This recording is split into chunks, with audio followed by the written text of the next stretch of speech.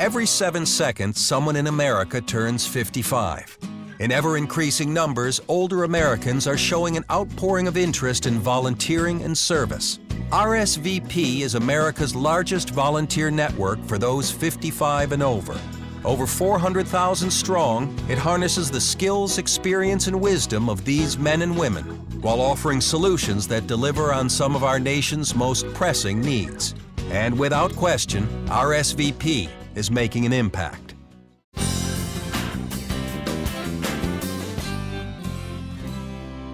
If you do not learn how to read, you cannot do anything else in life. Research shows that students who are at or above grade level in kindergarten and first grade are far more likely to have greater success in not only their educational career, but in all facets of life. Soledad Ramirez is a principal who knows this firsthand.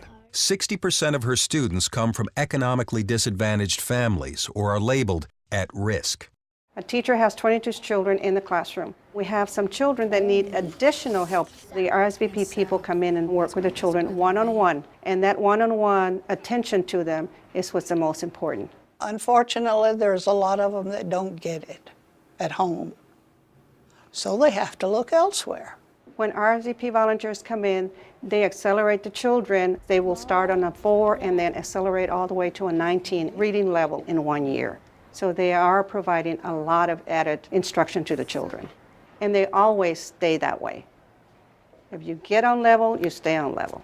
More than 100,000 children are mentored or tutored by RSVP volunteers nationwide. These volunteers watch as their young readers blossom in confidence and self-esteem. And for RSVP volunteer Carmen Wolf, the return on her investment is clear.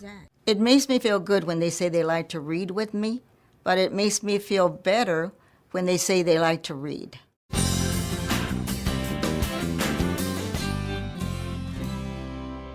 Back in the day, all you had to do was go fill out an application at a job and give them your phone number. Maybe they'd give you a call. But now all the jobs is on the internet, and you got to apply on the computer.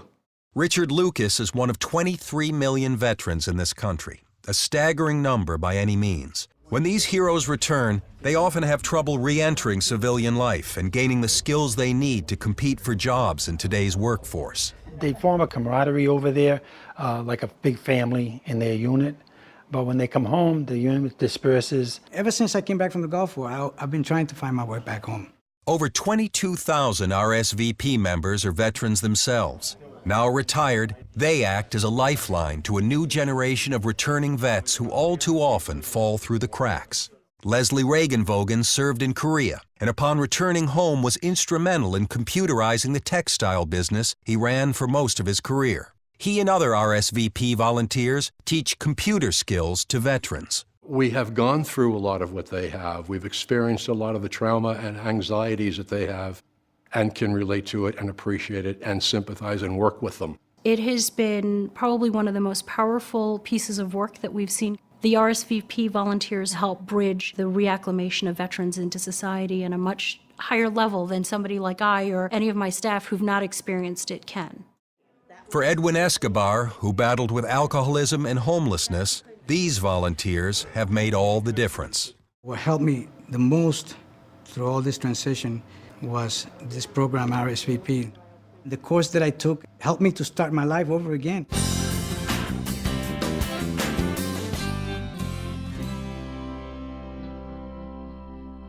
We lost 7,270 buildings here in Tuscaloosa, the majority of that being residential.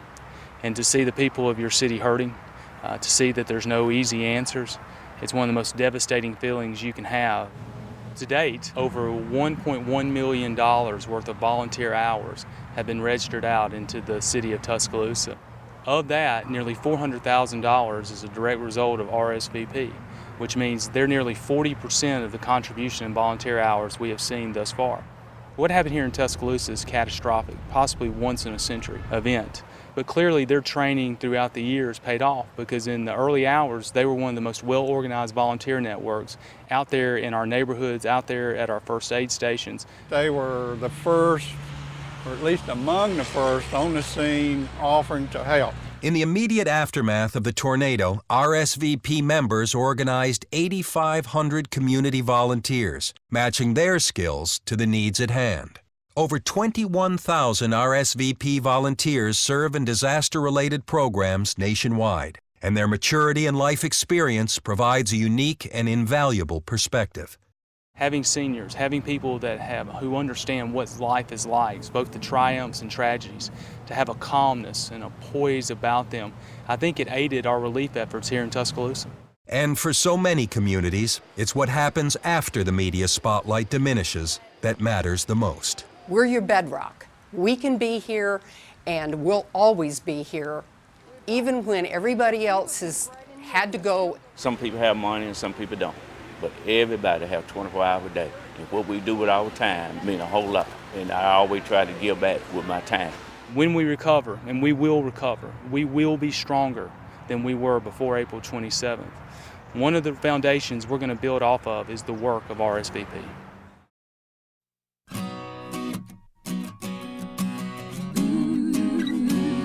To make it a better day. Gonna make it a better day.